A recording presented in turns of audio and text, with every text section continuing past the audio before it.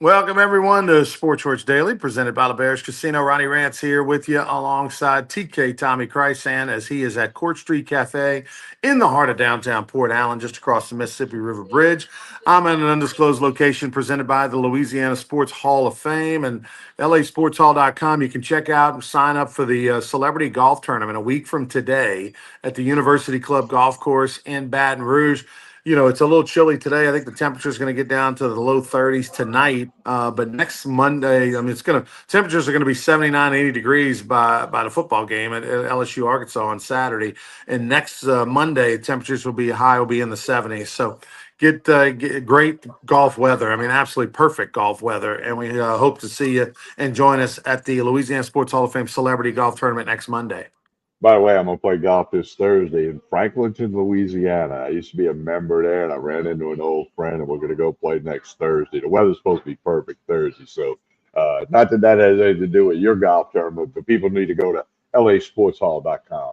What course you playing? It's Franklinton Country Club. I was a member there for 5 or 6 years back in the day. Little old small course. It's cool. Got some tough holes, some easy holes, and it's in great shape according to my friends. So I've played many a round of golf there, so I'm curious the effect of the trees are going to be bigger, taller, different, whatever. Because I literally have not played golf there in over 10 years. And I used to play twice a week up there. Mm-hmm. So looking forward to a little trip up to Franklinton Demon Country. All right, TK. This weekend, LSU, I guess, put up a little bit of a fight. They lose 20-9. They did not cover. It's amazing how the wise guys hit it right on the number, huh? It was 9.5 to 11, 9.5 to 10.5 was the line throughout the week. It went off as LSU being a 10.5 point dog. They lose by 11, and should have covered. It was a situation where one drop pass really, I think, changed the outcome of whether you covered or not. And then the Saints won. Saints are now 2-8, 10 games into the season. The Saints won. They beat the Carolina Panthers on the road 17-7. They were a 5.5 point dog, won that game. Now they have 7 games left. Ronnie Rantz needs them to go 1-6 to cash both checks, both tickets that I have, which is under 5.5 wins and under 3.5 wins. So we're looking for a 1-6 finish. I need Tyler Shuck to maybe strain something because he played pretty well, Tommy. Yeah, he got good numbers, a high quarterback rating, and he got a win. His first win as a starting quarterback, and I kind of thought it would be a low scoring game. I didn't think the Saints would win. I bet the Panthers. I had Panthers minus 5.5, so that did not work out. But I thought the uniforms looked great for the Saints. I like that all white look. I liked it when LSU's done it once or twice. But hey, it's a win for the Saints. Now they have an open date before hosting Todd McClure's Atlanta Falcons. Todd went to Germany to see the Falcons play. So I guess he could make it to New Orleans to see the Falcons play if he can go to Berlin, right? Well, he didn't have to pay for anything to go to Germany. He was a guest of the Falcons, and he went a long way to watch them blow another lead in epic Atlanta fashion, and they ended up losing to the Colts after having a lead in most of that game. All right, let's actually yesterday, Tommy, also I went and watched LSU Southeastern and a little baseball action. I saw a few innings, talked to a few former Rougarou players. Southeastern's peppered with them. Saw DJ Primo's family as well, former Baton Rouge Rougarou playing for LSU.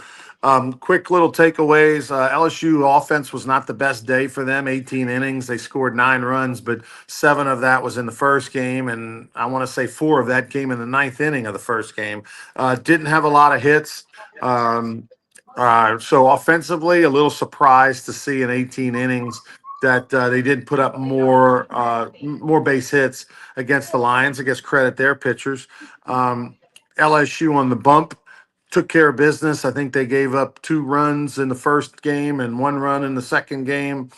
So I think 3 runs total they gave up, I believe, in 18 innings. So they looked the part. They had a lot of punch outs too. Didn't they strike out 28 in 18 innings? So that a lot of swinging and missing in November. The one thing that I'm curious about for this LSU baseball lineup, and we're a little under 100 days away from the start of the season, and we'll talk obviously more when the calendar turns to January, but is where that scary bopper in the middle comes from, right? You had that guy the last few years at LSU. Where's that home run threat? Where's that guy that, man, he just seems to always come through? I think they have good hitters. I think they have good players. And Curriell and Brown and Stanfield, the veteran outfield is what you're going to rely on. Milam in his third year at shortstop should have some big hits. But where's that big bopper first baseman DH type? Might might it be John Pearson? I don't think so. Okay, I'm just curious. I'm just I don't think asking. so. I haven't seen that kind of move from him. So again, I think it may be, and the one thing that Jay Johnson and LSU baseball has shown that they're willing to play different types of ways, right? They're willing to Yeah, not run, but then run, and then they're not willing to not bunt, and then they bunt. And so the good news is that I think Jay will adapt to whatever his talents are and whatever his skill set is. And if all of a sudden they're a team that can bunt and run more than another, they'll do that. But I think you're going to see you got 3 more months to try to figure out your staff, your lineup, and all that kind of stuff. But I feel like they're missing that one, the intimidating or presence in the middle of their lineup, that one or two So we'll just see how that ends up playing out. All right, TK, let's go back to LSU football. They not only do they lose, but they bench Garrett Nussmeier in the third quarter. That has caused all kinds of controversy. We don't know who the starting quarterback is going to be on Saturday at 11:45 against Arkansas. That is to be determined, and I imagine once the quarterback is announced, it could potentially affect the point spread. yeah, I would agree. I would choose a 5.5 point favorite over and under 56.5. That's a big number. I know Arkansas has been in some high scoring games this year, and where both teams scored high points, but LSU's offense is just it's in a rut. It's not working, and so we'll see. But if Van Buren is named the starter, and Coach Wilson will meet with the media today, I'm sure he's going to get the question, and he may say we'll let you know later in the week. Who knows how he's going to handle that? But that's certainly a question mark for that 11:45 kickoff Saturday. Ronnie, I've been saying this. If back in August I'd have told you, Ronnie, LSU is going to play Arkansas in the middle of November, and it's going to be an 11:45 kickoff, and both teams are going to have interim head coaches. You might have said, TK, you've been at the Jefferson Lounge too long. And if you just said Michael Van And Buren's going to be the starting quarterback, I'd be like, oh, Nussmeier must have got hurt, huh? No, you know. Yeah. Let me say this about Nussmeier. The thing that is so shocking for me about him is the terrible mechanics that he has, right? And and what I mean by that is because he's a guy who's got an NFL offensive coordinator coach, right? His dad played in the league. You would think his mechanics would be Drew Brees spot on type, and instead it's not. And I think that is just as much to do with his problems as anything. Besides the fact that he just naturally has that terrible sidearm motion, which is not conducive in the NFL. It's good if you're able to do it when you need to, and you're Mahomes and you're Russian. But like, but watch the footwork. The footwork is atrocious. I mean, right, atrocious. And and for whatever reason, he's not having a good enough year to get away with it. He has always had that footwork. And you'd always want to hope it's going to get better. Next year, it's going to get better. Yeah, this offseason is going to work on his footwork. It's going to get better. And I don't know if it's because of the injury or what, but it's lazy. It's not correct. I mean, it'd be like throwing a baseball. If imagine you're a shortstop, the balls hit the ground balls hit to you at shortstop, and when you throw the ball to first base, right, your momentum's got to go towards the bag at first base. You got to close up your front side and drive that shoulder towards first base. You got your heel with your feet. You got to get your feet sideways and turn. You got to get your body turned and moving in the direction of first base. Nussmeier is the guy who hits the ground ball to short, and all his motion's going towards second base, but yet he's throwing to first base, and he does this over and over and over again. And then he just doesn't have good feel in the pocket. You saw Wilson get on him. You can't go backwards in those situations. He's taking big giant sacks, losing yardage, and going backwards when you don't have enough speed to go backwards. If he's not going to be able to run and get out and move away, then throw it away. He's got to have that internal clock to where Okay, I got this amount of time to throw the football. As I feel the pressure, if there's not an obvious release, then throw the ball over the head of a receiver. And you would think those things would be there by now. They're not. And it just seems he seems like a little bit of a know-it-all, you know what I mean? Like, when the coaches are yelling at him or talking to him, he doesn't oftentimes look him in the eye. That drives me insane. We saw him Right. throw his helmet in disgust when Brian Kelly pulled him at the last game. Those types of things used to get you benched. When you showed up a coach like that or threw a temper tantrum. Now it's just part of football. And again, let's remember, these are not college players. These are professionals. There's no difference between an NFL player for the New Orleans Saints and Garrett Nussmeier. There's no difference between Tyler Shuck and Garrett Nussmeier. In fact, if Garrett Nussmeier was a fifth round pick, he'd be making. I mean, if Shuck was a fifth round pick like Rattler, he'd be making less money than Nussmeier's making this year. So, it's okay to be critical of him, especially a guy who's been there for 5 years and leveraged LSU to the tune of $2 million or whatever this season. So, and to play like that, I mean, come on, brutal. Well, I'll tell you this: the eyeball test by many people have made this comment to me from Saturday night. Van Buren's got a much better arm right now than Nussmeier does. He had zip on the ball, as a tighter spiral, whatever you want to say. And Nussmeier, for some reason, has not been able to throw the ball down the field effectively at all, or even try to throw it down the field. So there's a lot of issues. I think there's a bunch of layers here, and I think you hit the nail on the head. It's the mechanics of throwing the football that have just gotten out of whack. I don't know what Frank Wilson's going to do in terms of who's going to start this week. I'm curious, and we'll find out when we find out. But they very likely could be Nussmeier in August, Heisman Trophy contender, team on playoff hopes, and now he's benched for a team that's in 10th place in the SEC. It's crazy. I've talked, Tommy, to lots of people that have been out at practice a lot in the August and in September and all that sort of thing, and they all say that Nussmeier is head and shoulders above the second and third string quarterbacks as far as accuracy and all that goes.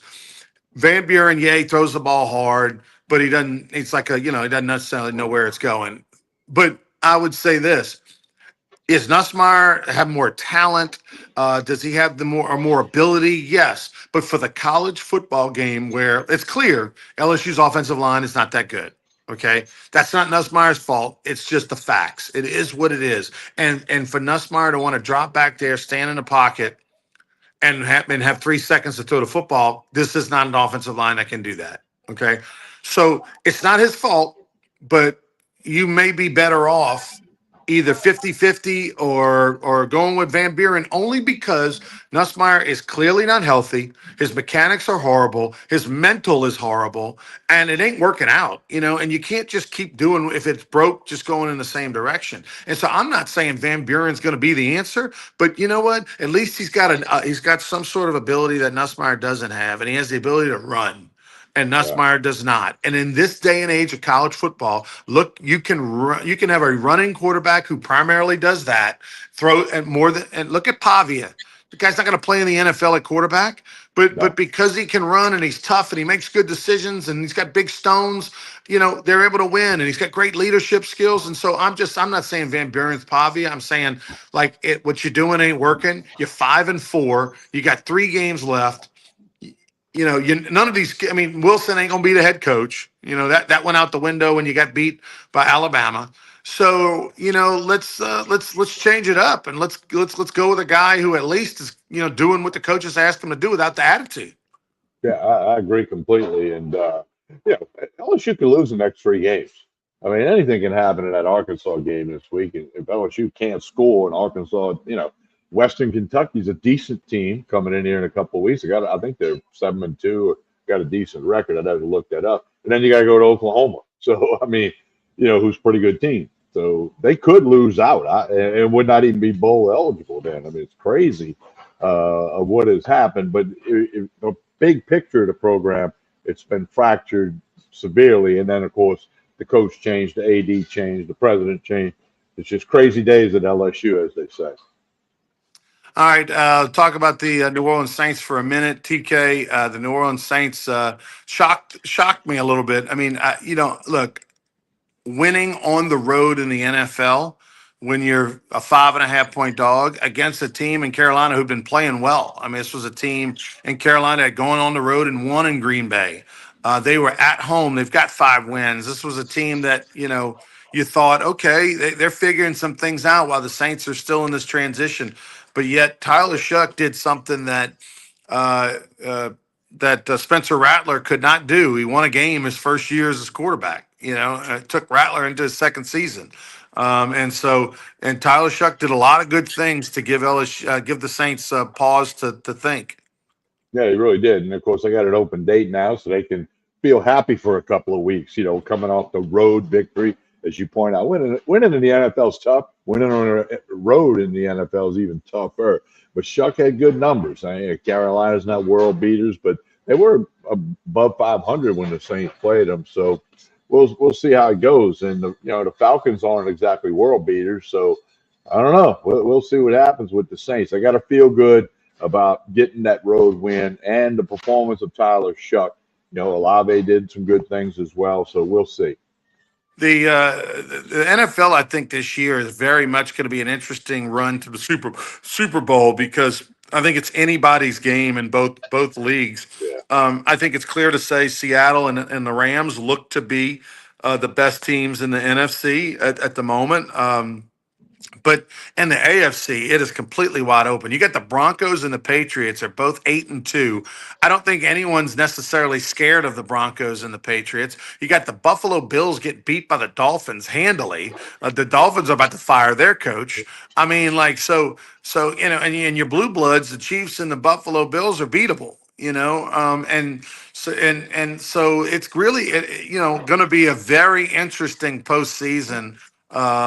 To see what happened. Did you see where Air Force One flew over the Commanders game? So you Yeah. have the honorary flyover. They flew Air Force One over the stadium. That was pretty cool.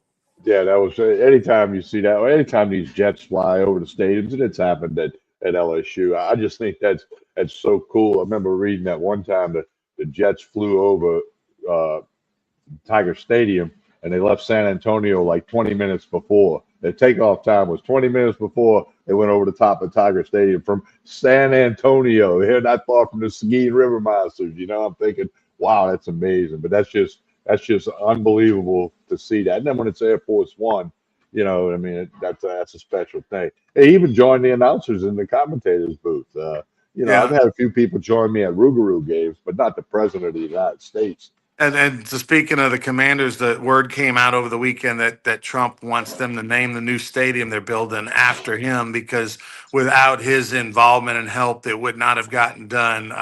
That's the most Trump thing ever, right? To say, I want the stadium named after me, and we'll see if it gets done. That would Well, be interesting. he might, if you look up the word vein in Webster's Fifth Dictionary, his picture might be there, right? I mean, that might be the ultimate. You got Trump wine, Trump watches, Trump shot glasses, whiskey glasses. I mean, he's unique. We'll leave it at that. Yep. And I've played Trump Doral many times. We'll be playing it in December with a couple of Louis and a couple buddies as we do our little annual golf trip over there. Trump Doral, which When's right that? there by the December? Miami airport, I played at Doral, but what's the December? I home played of the the Blue Doral. Monster. Yeah, I played the blue course a long time Hmm. ago. Before, Hmm. so I might have to find a way to Miami that week. You got to There give me you the go. date if y'all haven't opened. So Brian Kelly, BK, not a report comes out that Brian Kelly has not accepted the $25 million lump sum settlement that was offered to him by Scott Woodward when they let him go. They also subsequently raised it to 30 million over 2 payments. And that has been rejected. His attorneys are representation is saying by the end of today, Brian Kelly does not have some sort of doesn't have a plan for getting his $54 million he's owed. That they will be pursuing legal recourse. So this is about to get really interesting, Tommy, because everyone was under the belief that they had used some leverage to get Brian Kelly to go lower on his $54 million buyout, and that seems to not be the case. They may have proposed it, they may have threatened it, but it was not accepted by Brian Kelly. And it seems to me he's willing to now go fight this in court. And so I'm really curious to see what transpires and what the LSU decides to do because, again, I find it impossible for this institution and this fan base to have $54 million to pay Brian Kelly to go away. I don't know where if they do, they're going to strain and hamper themselves with everything else that they want to do. And so this is a big thing here. They better think legally. I would love to know if they really believe they have cause, and supposedly there's a moral clause in the contract that they feel they've got leverage on, and obviously Brian Kelly's saying, I don't care what you think about that moral clause. Because we're going after it. And the moral clause that I believe that they're going to put into effect is probably one of the worst kept secrets in Baton Rouge, including with Brian Kelly's wife. So he may be like, you know what, my wife already knows about a potential moral clause, and so therefore, go for it. We're going to fight you because we feel like, what can you do? Embarrass me? We've already been embarrassed, and we want the money. Well, So we'll see. well, as a friend of mine down in Ponte Vedra Beach, Florida, said a contract's a contract. Now, I've not read it. You haven't read it, but the lawyers have all read it on both ends of the story here. And a contract's a contract. And, Brian Kelly wants his money. Now, it doesn't surprise me he wants his money. Might he settle for something less than 54? I don't know. But a contract's a contract. It's going to be interesting. I agree with you. $54 million will be a bump in the road that'll hurt LSU for a while. Yeah, just really, I don't know what the language of that moral clause looks like. That to me, that's the whole kit and caboodle here. By the way, if you're an old timer basketball fan, Lenny Wilkens passed away at 88 years old. Guy was a Hall of Famer, played 15 years in the NBA, 9-time All-Star, and then went on to be a really good coach and a good broadcaster as well. Won a championship as an NBA coach in '79 with the Supersonics, and then was the coach of the year in the '80s one year, and then did it. Was a heck of a broadcaster as well. Good dude, Lenny Wilkens, 88. Doesn't he have the most wins ever by an NBA coach? I think Yeah, right up in there. part due Yeah. to longevity, but he's up there. Speaking of basketball, big one tonight at the PMAC. LSU hosts UNO, who surprised TCU on the road last week. The UNO program apparently has a little bit life down there in privateer country, and the LSU men crushed an inferior opponent last week. So big one in the PMAC tonight, Tigers and Privateers. Yeah, and speaking of privateers, they had a little controversy. 3 former UNO players that are elsewhere been banned from playing due to point shaving. Yeah, they underperformed some over-under numbers and trying to get a few extra dollars into their pocket. And they and some players from other teams around the country were part of an investigation, and they'll never play NCAA basketball again. And a big story in major leagues. Tell us about that one. A reliever for the Guardians, Emmanuel Clase. Who's a good one. Well, he's a good one. Big guy, throws hard, comes in, pounds a strike zone, gets you to 3 outs or maybe a little more than 3 outs. He was caught involved in a gambling ring where he was rigging pitches. Okay. A basketball player can rig how many points he might score or not, but he was rigging pitches. He was supposed to throw 9 certain pitches on a certain count as a ball. Okay. And he threw them. Some of them were like 52 footers.